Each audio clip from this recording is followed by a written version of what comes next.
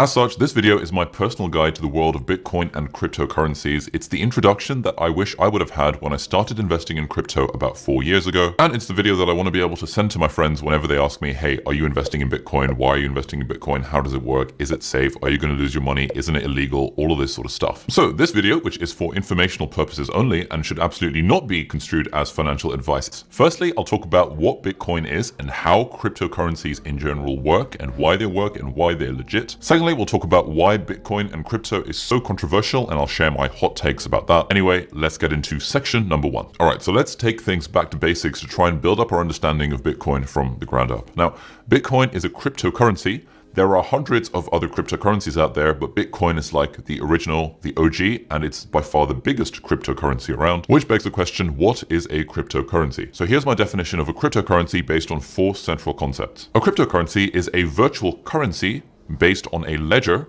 which is decentralized and secured by cryptography. All right, so firstly, Bitcoin is a virtual currency. Now, what is a currency? Well, a currency is just a medium of exchange.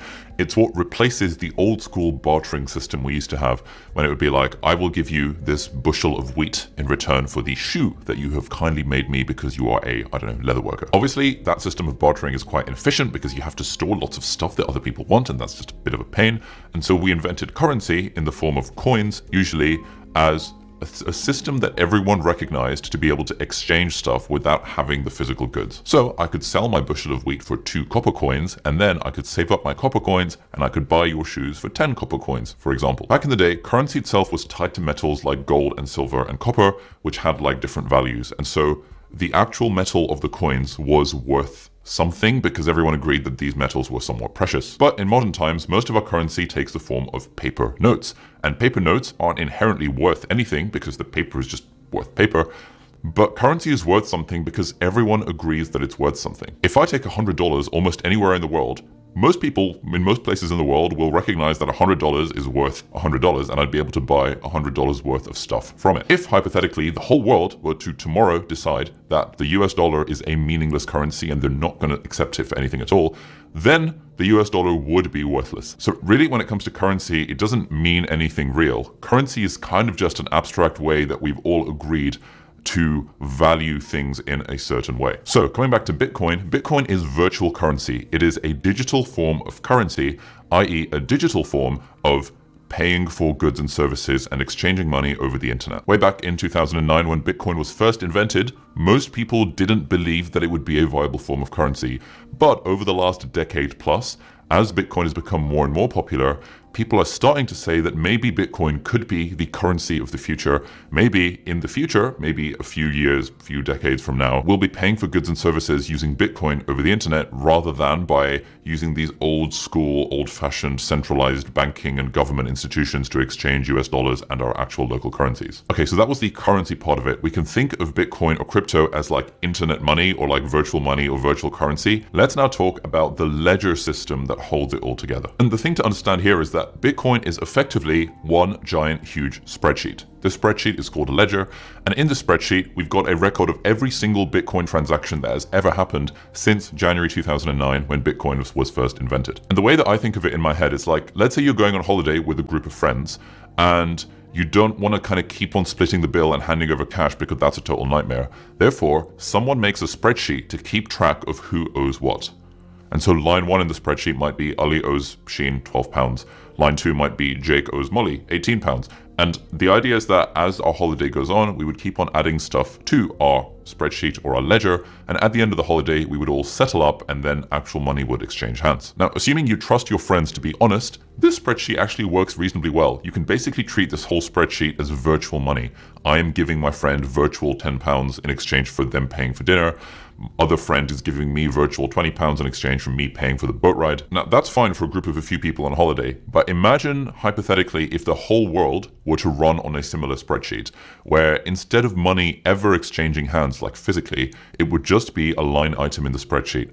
Now imagine a world in which everyone trusted the spreadsheet and everyone was being honest and good and nice and friendly and only adding legitimate things to the spreadsheet that everyone agreed on. That's basically what Bitcoin is. It's this giant spreadsheet that keeps track of absolutely every single transaction that's ever happened regarding Bitcoin since the start of Bitcoin. And so that means that this spreadsheet has a record of everyone in the world who has ever bought and sold Bitcoin, and it tells you how much Bitcoin they've bought and sold, so you can work out how much Bitcoin each person has in their account. Now let's say I have 2 Bitcoins in my account, which is quite a lot of money these days, and I were to give 1 Bitcoin to a friend. We could add to this spreadsheet, Ali gives 1 Bitcoin to Jake, and because it's all in one spreadsheet, the spreadsheet knows that my Bitcoin account has now 1 Bitcoin and Jake's Bitcoin account now has 1 Bitcoin in it as well. Now fundamentally, this is all Bitcoin really is. It's just a giant ass spreadsheet, but it's got some other fancy features that make it really, really clever and that make it a potential candidate for the currency of the future. See, the problem with our ledger system is that if it's on a spreadsheet, usually it's one person who's maintaining the spreadsheet. So let's say I'm on holiday with friends and everyone trusts me to do this, to be the spreadsheet guy because I'm a massive nerd. And therefore, anytime they want to post a transaction, they would say, hey, Ali, Catherine has given Lucia £10. And therefore I will add it to the spreadsheet. This is fine because my friends trust me and I'm a massive nerd, but we don't want an entire system of financial stuff based on this centralized model. Because that's kind of what we have already. Like every bank, financial institution, government in the world is some sort of centralized authority that handles money. And so the US dollar is tied to the Federal Reserve and the US government. The UK pound is tied to the Bank of England, and then it's all somewhat related to like the International Monetary Fund, and then like the government has something to do with it. But essentially it's a small group of actors like governments and banks that manage the financial system for basically every country in the world. And so the third part of our definition of a cryptocurrency is that it needs to be decentralized. And the way that Bitcoin and all these other cryptocurrencies work is that there is no central person in charge of them. There is no one person or one company saying, hey, I have got the master spreadsheet.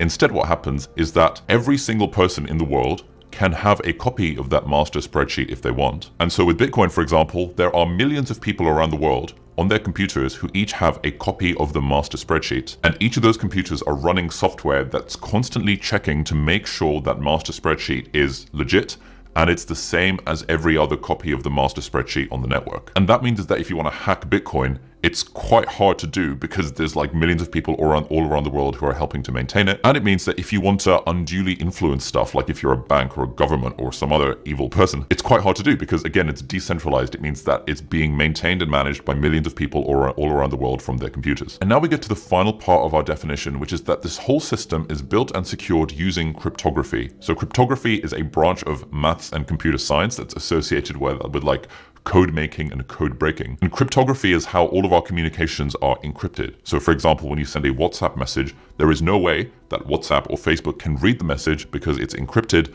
by cryptography on either end. And so only the sender and the recipient can see what the message is. No one in the middle can see what the message is. It's become encrypted. It's just like a bunch of numbers that no one can interpret. And the really clever thing about Bitcoin and these other cryptocurrencies is that they use cryptography to solve the problem of trust and to solve the problem of centralization. The problem of trust is that, you know, when I'm on holiday with my friends, we all trust each other and we know that no one's going to screw anyone over. But in real life, that doesn't necessarily happen. So your system needs to be secure enough so as not to rely on trusting individuals. And secondly, the problem of centralization, i.e. it can't just be Google owning a Google Sheet that everyone gets a copy of because Google controls it. It can't just be Amazon. It can't be the US government. It can't be the Bank of England. It needs to be truly decentralized in a way that everyone maintains and manages the system. All right, now it's time for a little basic introduction to the world of cryptography. Essentially, cryptography is really, really cool, and I am just now kind of dabbling in the world of cryptography and trying to understand it. So here are a few concepts and how I've kind of explained it to myself in my head. Essentially, cryptography is based around the use of one-way functions called hash functions.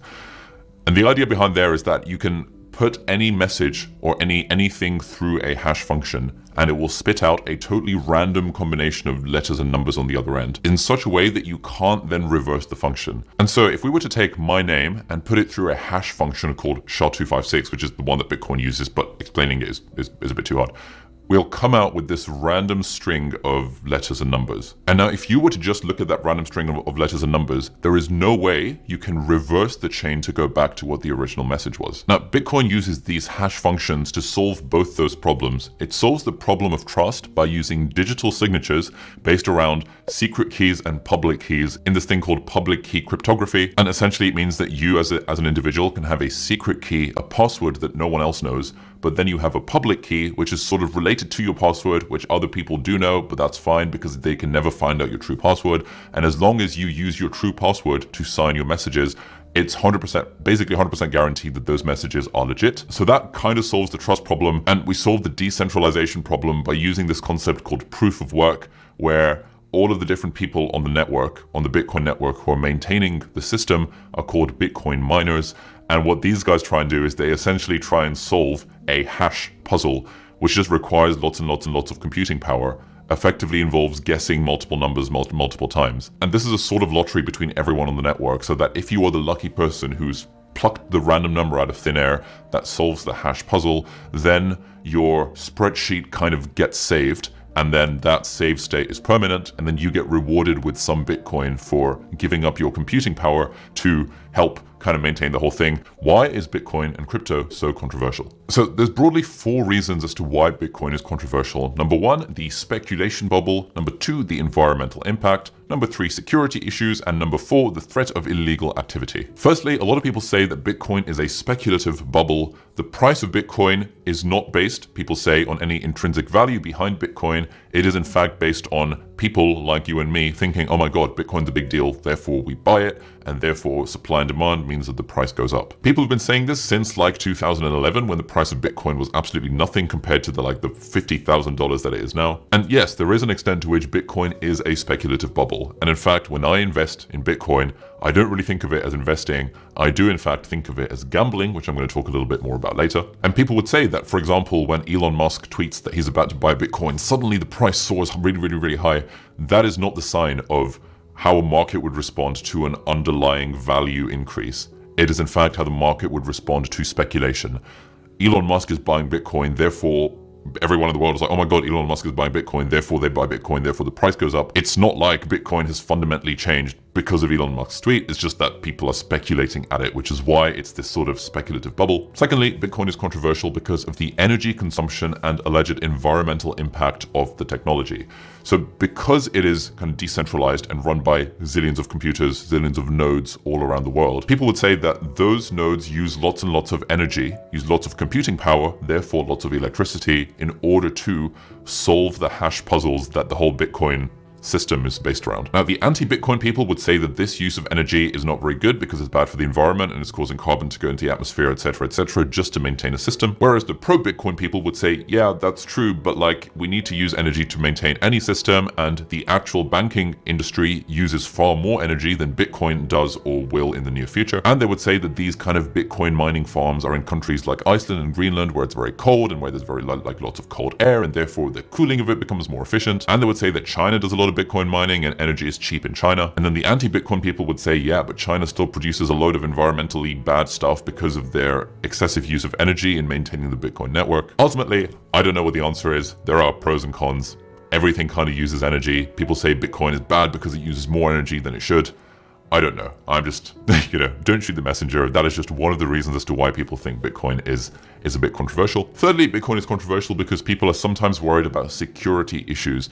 Now, theoretically, the whole system is sort of decentralized and trustless and maintained by these millions of nodes all around the world. In practice, there are these things called crypto exchanges. Now, these are big companies, sort of like the London Stock Exchange and the New York Stock Exchange. They're an exchange that connects buyers to sellers. And because a lot of people who have accounts on these exchanges also use the exchange to store their Bitcoin, like the exchange also stores Bitcoin for you, like I have all my Bitcoin in Coinbase. If Coinbase were to get hacked for whatever reason, then I might lose my Bitcoin. And in the past kind of decade, there have been quite a few high-profile hacking instances where the exchange has been targeted and users have lost their crypto. In practice, this is not something that I am personally particularly worried about. If you're worried about it, you can do lots and lots of other things to secure your Bitcoin, like use a hardware wallet. There's loads of YouTube videos explaining that, kind of outside the scope of this one, but security issues is reason number 3 why Bitcoin's controversial. And reason number 4 is the fact that Bitcoin is sometimes used as a form of payment for illegal activities. Like, let's say you want to buy drugs or you want to buy bad things on the dark web or whatever that means. You can pay in Bitcoin and you can receive Bitcoin, and theoretically your Bitcoin username is like a random string of letters and numbers that is not directly tied to you as an individual. And therefore, Bitcoin is a way that unscrupulous people across the internet can facilitate payments without needing to verify their identity with anyone. In fairness, people can also do illegal things with US dollars and every other form of currency in the world. But people would say, like the anti-Bitcoin people would say, Bitcoin is bad because it's fundamentally anonymous, and therefore you never know who the actual person is on the other end unless you kind of trust them initially. And therefore, because this even more facilitates the use of illegal activities, this is therefore bad. I don't buy that argument personally. I mean, the internet itself can be a good or bad thing depending on the context in which it's used. I personally think Bitcoin could be the future, and it is broadly a good thing, but of course it could be a bad thing depending on how it's used.